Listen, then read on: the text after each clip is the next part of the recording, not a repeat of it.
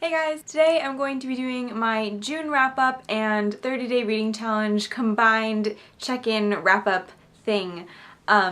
Because I only read 2 books outside of the reading challenge in June, and I thought it'd be easier just to combine these into one big video. The first book I read in June before the challenge started was The Sign by Raymond Kohori. This is an adult thriller suspense novel, and it is centered around the appearance of a strange sign in the sky, or a symbol in the sky over Antarctica. It follows Gracie, a reporter, and Matt Sherwood, an ex-con, as they attempt to figure out what this appearance means for the future of humanity. I have read Raymond Kohori's work before and I really enjoy his writing. It's very fast-paced, very suspenseful, and he does a great job of taking the smallest little mention of something and making it into this very complicated plot point later on in the story. Because his writing is so fast-paced, it is perfect to break a slump, and that's why I picked this book up, because I felt a little bit of a slump coming on and it got me right out. So I gave this book 4 stars. The next book I read before the challenge started was a continuation of the Inkworld trilogy, and that's Inkspell by Cornelia Funk, and I won't go into what I thought about this book because I did a whole series review,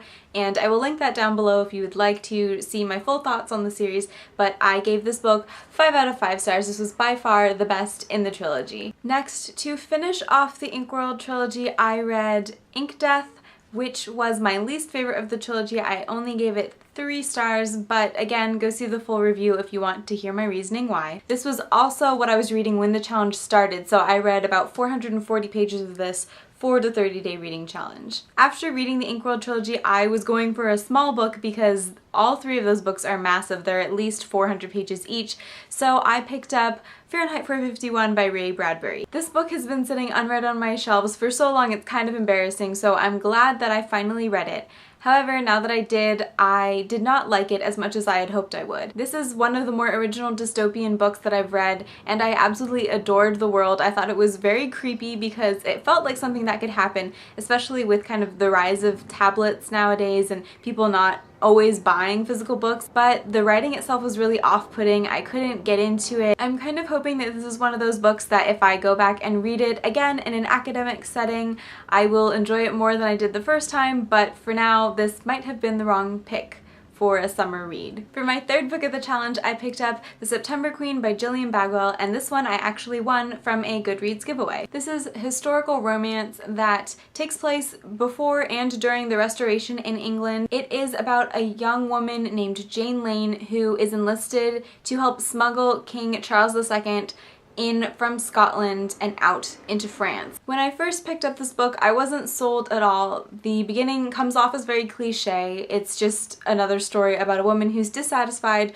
with her life as a woman in a world of men. It then got worse as about 10 pages in, there's a rather explicit scene, and then right after she meets the king, there continue to be very explicit scenes, so young readers, this is not a book for you. However, as the book continued, we got to see at least some character development, and you got to see the reasons why Jane wouldn't let go of the king, and the journey gets more perilous, it gets more complicated, she gets exiled. Overall, this is definitely one of those books that gets better as it goes on, so I would definitely say stick to it, keep reading to the end. It does get better because by the end I couldn't put it down. I believe I ended up giving this one 3 stars on Goodreads, and I would definitely consider checking out some of Gillian Bagwell's other writing. And that is it for the books that I read in June for the challenge and otherwise, which brings my total to 5 books this month, which I'm extremely happy with because it's 1 up from last month and they were all pretty long. This is also a challenge check-in, of course, though, so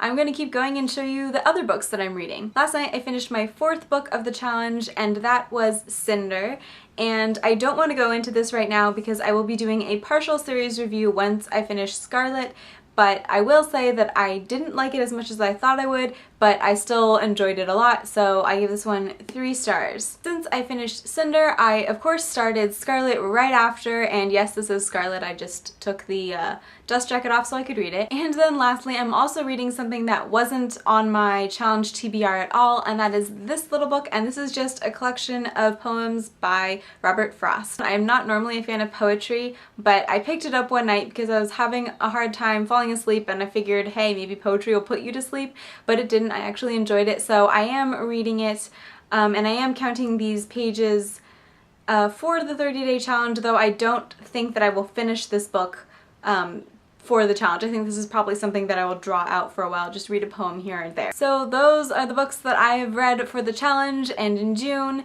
and today is day 18 of the 30-day reading challenge, and I am currently at 1,509 pages. Now I'm supposed to be at 2,700 pages right now. I'm definitely not reading the 150 pages a night that I kind of assigned myself, but hey, I am reading more consistently, and I think that's pretty much what matters in the long run. If you guys are participating in the 30-day reading challenge, let me know how you're doing below, or if you had any great reads in June that you want to let me know about, you can do that as well. I hope you guys are having a great day. If you're in the United States, I hope you're having an awesome 4th of July and that you did something fun.